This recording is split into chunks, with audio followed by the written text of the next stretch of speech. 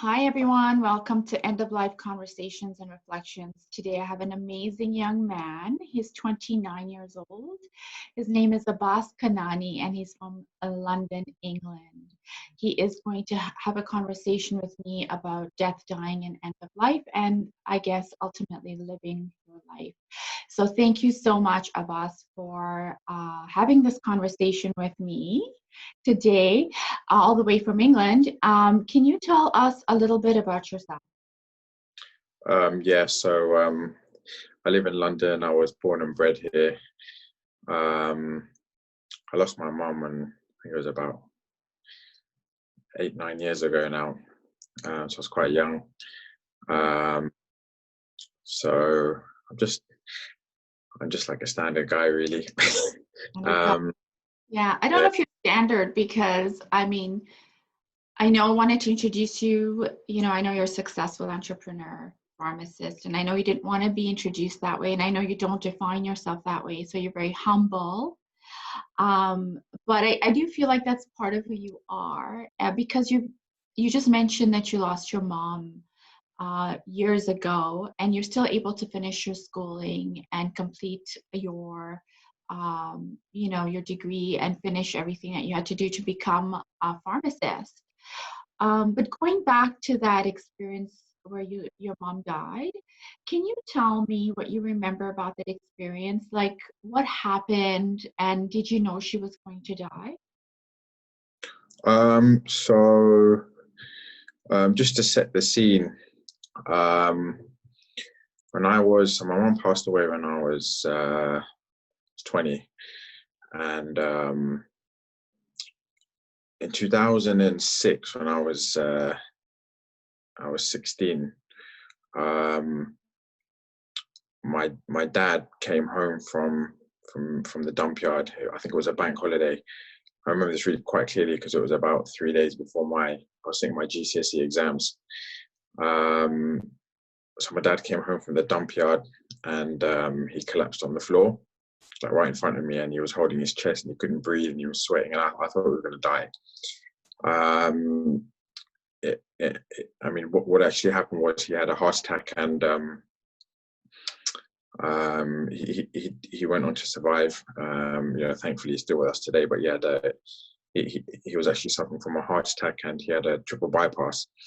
So it's quite difficult. I'm not sure anybody who's been in that sort of situation. You're immobilized for a while, for a number of months, can't drive. But about 6 weeks later, my mum started to feel a bit unwell. She couldn't breathe properly. She was feeling really tired, and she went into hospital. She went to see the family doctor, and he admitted her to hospital immediately. And it was cancer, stage 4. So that everything happened. My life changed in literally the space of like 2 months. It was for a young guy like yourself. Like, did you know, like when your dad got the heart attack, did you think about death and dying? And then again, when your mom was diagnosed, was that something again, like, were you having those thoughts, or were you just in like, let's get through this mode? Like, what were you feeling at the time? Were where was your head at, your heart at? So I was scared. Like, obviously, when you see someone collapse in front of you and hold their chest, the first thing that goes through your mind is they're going to die. So I thought my dad would die. When my mum went into hospital, to be honest with you, but my parents, they didn't tell me the full extent of what had happened. They didn't tell me. I think when you're told stage 4 cancer, maybe even at that age I wouldn't have known. Now now most people will know. But stage 4 cancer means it's terminal. You're going to pass away. You have limited time. But my parents didn't actually tell me that. I think that was my mum's decision.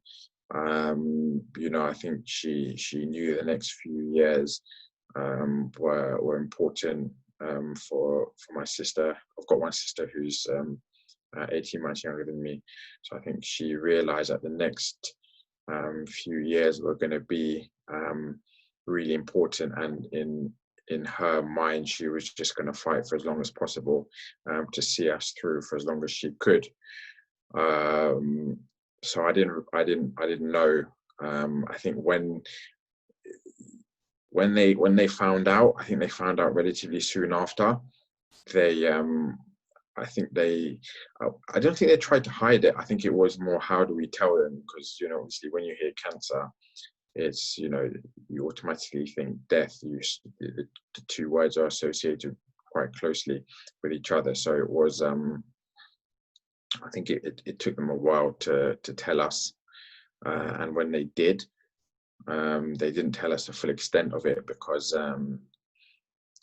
you know, they didn't want it to affect us or affect our, you know, our lives in that sort of a way. Yeah. So Yeah. What I am now going to tell everyone is that this amazing young man is actually my nephew, and he's talking about my sister. And this is a very difficult topic because just to think about what you've been through and then to share it. I mean, you're an amazing young man. I am so proud of you for doing this. What I remember from this experience was that mom wanted to make sure that she had as much of a normal life so that you and your sister could get through it and still continue to have go to school and finish your education. That was really important to her. And I know that she fought to the very end because, I was there for the last few days of her life. And I know that she wanted to survive. And because she had dreamt of having you guys, having kids, and she manifested these amazing two people in her life that she had dreamt of when she was a young child. Like she knew about you before you were born. That's how I feel. And I know that she wanted to normalize that experience for you so that you would never, ever miss school or never have an excuse not to finish that part of your life, because that's was really important to her. Like that was important to her since she was a child. But going back to when she was diagnosed, like I know that she went through a lot of treatments. Did you ever have a conversation with her about her end of life or dying, or was it something that it was just like put one foot in front of the other and then just keep going and see how you can get through the next part, the next day, the next moment?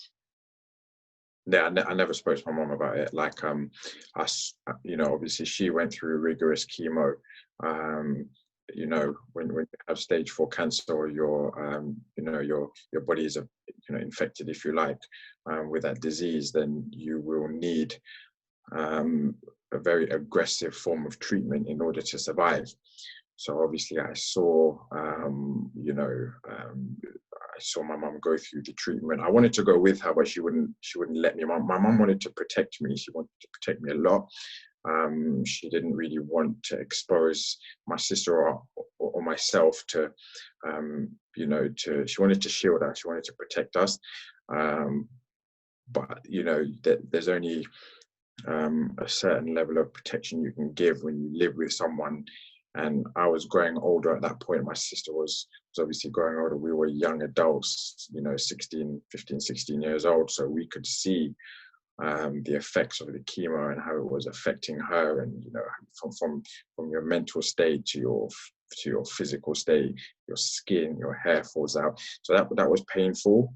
But we didn't really address it as such. My mom would always be like, look, I'm fine, I'll be fine. At this point, we didn't know it was stage 4. Nobody really mentioned that.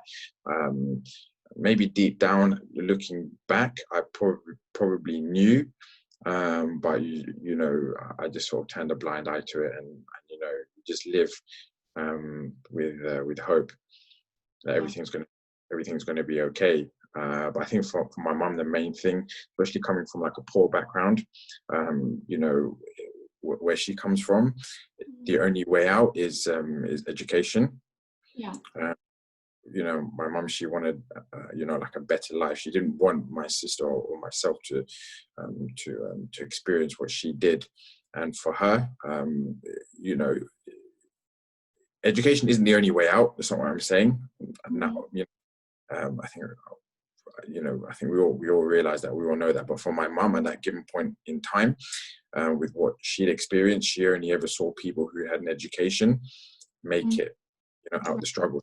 Why it was so important for her to ensure that we finished our education. And I think for her that was important, and that's why she probably wanted to protect us from knowing everything, if that makes sense.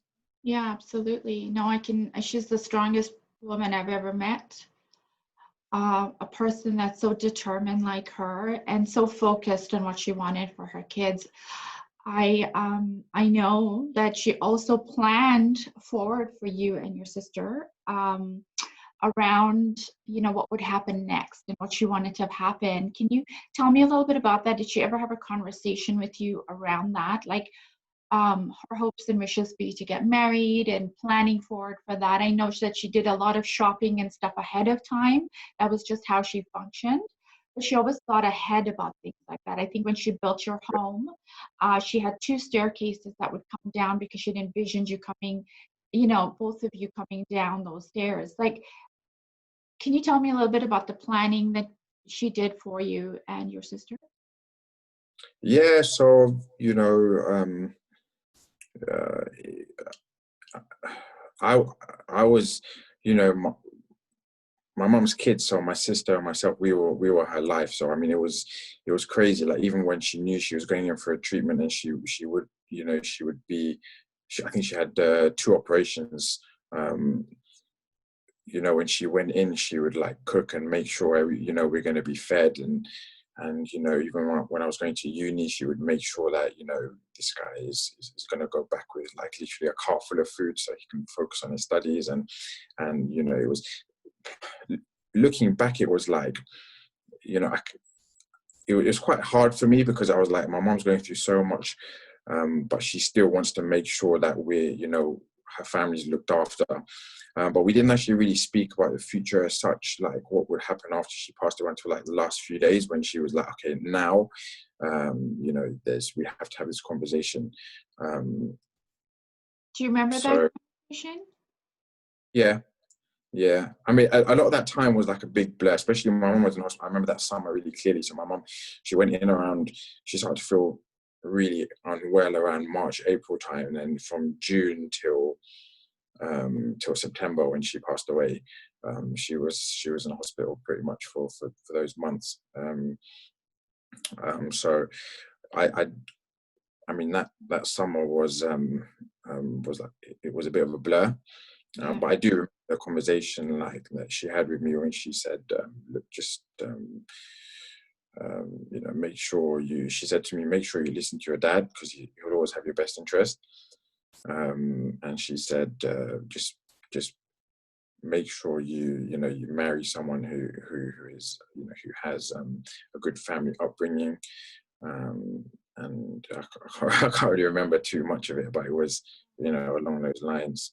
Um, Yeah, so that's just her to like think about your future, like way in advance. I think she was probably planning it from the day you were born.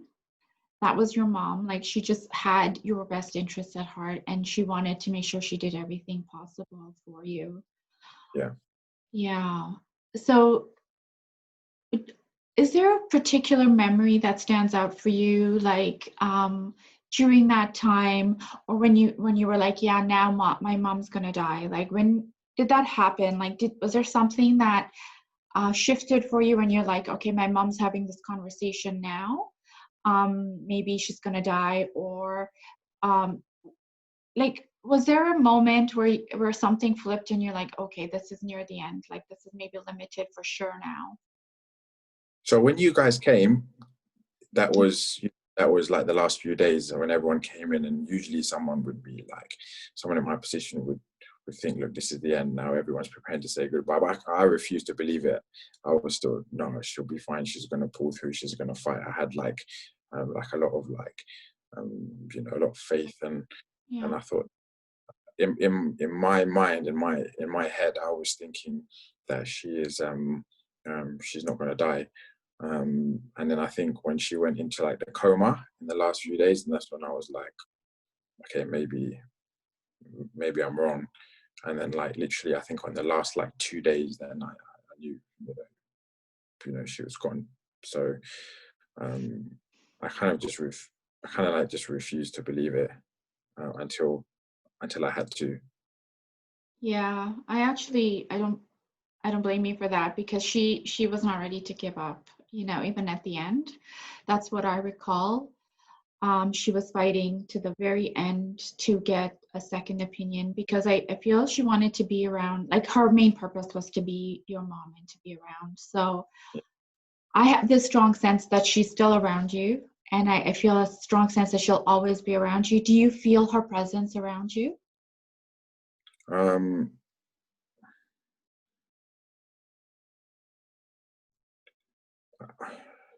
yes and no. Yeah. Um, She may have yes, instilled herself within you. Like, I feel like her guidance for you is with you always. Like, this is the person you are because of the things that she instilled in you. yeah, Yeah. yes. I mean, I do. Obviously, I know I'm a big representation of. I'm similar to how my mum was, but I think when it comes to like this is the first time I've probably talked about it properly with anyone. Because it's so painful. I just turned a blind eye to it, and I refuse to acknowledge, you know, um, a lot of you know, um, maybe that I should speak about it, or maybe that when Anissa, my wife, she tries to get me to talk about it, and I just won't. I just won't. Yeah. So maybe I haven't taken a step back to think, hold on, maybe maybe I should speak about it. Maybe I should acknowledge that I can feel my mom's presence around me, or not that I refuse to acknowledge it, but I think I just turned a blind eye to it, and I just think I just shut down. I just shut myself down, just Yeah. because it's so. I don't really want to revisit that because it just makes me upset. So Yeah. I just literally there's like I've explained this to you before. It's just when you it's like putting something in a box and putting it in the garage on the top shelf and just forgetting about it. And that's what I've done with this whole Yeah. situation. I've just put it in a box, closed it, and put it in a shelf high up in the back of my mind, so that I don't have to revisit it, or it won't cause me any pain. That's just how I. Yeah. There's no right or wrong way to deal with grief, right? It's so heavy. And you're doing and have done what helps you kind of cope and move forward. So it's okay. It's okay however that works out for you. So that's why it's even more resonates more deeply with me, my gratitude, because this is a topic that you don't always talk about, and that you've taken the time to have this conversation. And I know that the grieving period maybe doesn't have an end date, like it comes and goes, the grief comes and goes. What are some of the things that you might have or you might want to share with someone going through a similar experience? Like grief is a difficult journey, but is there anything you want to share with, anyone that might be going through something like this, some advice you might have for someone going through a similar experience? Um, it, it it doesn't get easier, but you get stronger. So you'll find that strength, and you will build it up over time. It's difficult though because I lost my mum. Some people lose their dad. Some people have different relationships with their parents. Some people lose their siblings. Some people lose their spouses, their children. So it can be a lot worse, which is difficult to sit here and give some generic advice to someone to say, look, you'll be fine, or this or that, or because everybody's relationship with that person who's passed away or is passing away is going to be different. We're all different as individuals, so the same advice that I give to someone else, or the same advice that I've received from someone else is not always going to resonate with each individual in the same way. So I tend to stay away from giving advice. But Wow. one thing is that we all have like people that we can turn to, and we all have people that care.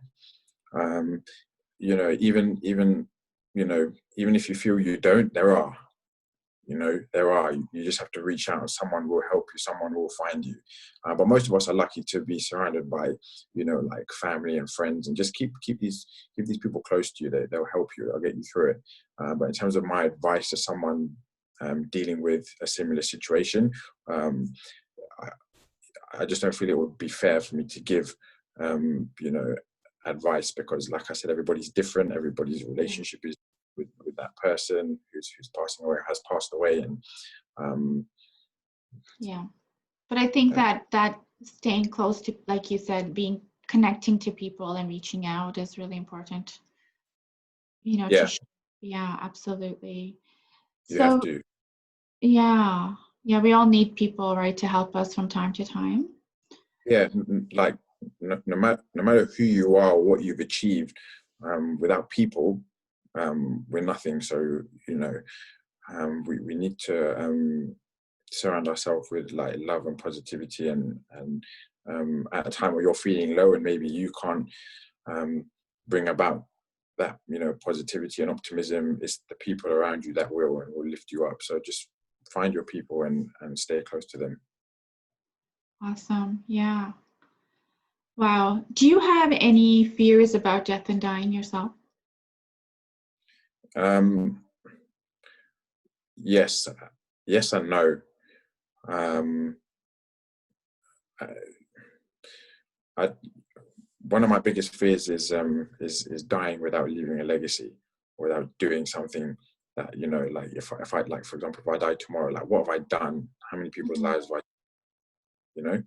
Yeah. Um, but that is my biggest fear. Um, in in terms of dying, Mhm. yeah, nobody wants to die in pain, or nobody wants a slow, painful death, or nobody wants to um, have their last experiences on earth be a scary one. Yeah. Uh, but if I was to die tomorrow, then uh, you know, I think you'd uh, want your people around you probably. it's yeah, of course. I think it's more the pain that you'll leave behind. Um, so I mean, I'm just trying to think, if I was to die tomorrow, and I'm just saying it's just taking me back, like what have I done? What have I really done? What will I be leaving Yeah. behind? You know. So leaving that Um, legacy is really important for you, which is something that it sounds like you're actively working on right now in your life with your career and your business. And obviously legacy comes in other forms as well. yeah, But as at a tender age, I think you're kind of young, like to be already thinking about your legacy, which is phenomenal. A lot of people don't think about their legacy ever. So yeah, I am so proud of you. Like that is not something that people think about. And the fact that you're thinking about it tells me you're going to leave an amazing legacy, you know. yeah. So What do you hope happens after we die? we, we all have a part. We all have a party. We'll have a party? Yeah, we Yeah. all just like just we all enter a place where there's no suffering, there's no pain, there's no um, you know um, no grief, no poverty, no hunger, no prejudice. Just a place where everyone's happy, Yeah. and yeah, It's beautiful. I love that. Gives me a lot of yeah, hope. Yeah. So, I mean, this conversation obviously is not easy, but for someone your age to have gone through so much when you were so much younger and to have all the wisdom and clarity around what they want, their legacy, and all the work that you're doing now to create that, I can't tell you how proud I am of you for having thank this you. conversation, because it's going to inspire people of all ages to have this conversation. It's not just for people who are older. This conversation is for all of us to have so that we're not riddled by fear and anxiety around that topic, and that we can plan forward and we can think about life as a limited entity, and then so we can make the most of the time we have here. So anything else you want to add to this conversation around your experience?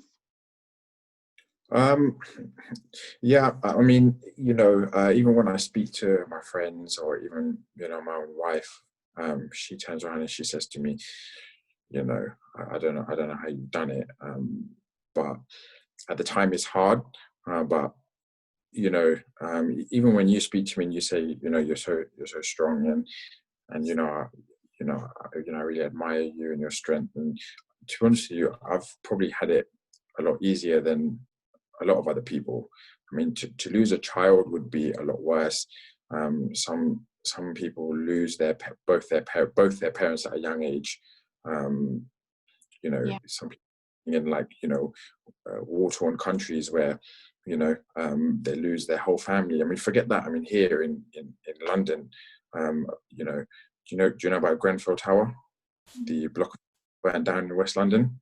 mhm, People lost their homes, their families. Like, um, literally, I was watching an interview the other day of a man who'd lost his wife, his two kids, and his mother. Um, you know, um, in that tragedy, and to top it off, he'd lost his home as well. It was burned down. So I mean, people have it a lot worse. Um, so it's not to say that that's that's going to that should make you feel any better. Um, but it just puts things into perspective. it does. Yeah, And everybody, look, I mean, it wouldn't be fair for me to turn around and say, hey, well, look, you lost your mum, but look at this guy, he lost his mum and his dad. Or it's not that's not what I'm trying to say. I'm just trying to yeah, say, you know, there is light at the end of the tunnel, and sometimes you just have to take the positives from it. That my mum got to see me do. Um, you know, she got to see me until I was 19. She could have seen me till I was 11. She got to see me become a man. yeah. You see what I mean? That's what I'm trying to say. I'm not trying to come across as insensitive in any way. No, no, Uh, I hear you. No, no, but and I mean that's what she. I mean, I think that's what she would want you to do is to live the best life you can. That was her wish and her desire from before you were born is to live the best life you can, and you are. You are. There's ups and downs, but you are. And I feel like in that sense, you're fulfilling her every wish and every hope for you. So I just am so grateful to you for having this conversation and sharing your perspective and being candid and being open. And yeah, I can't be more proud of you. So thank you so much, Abbas, for having this you're conversation welcome. with me today. You're welcome. Thank you for for getting me to talk about it for probably the first time. My pleasure. I hope we have many more conversations. Yeah, for sure.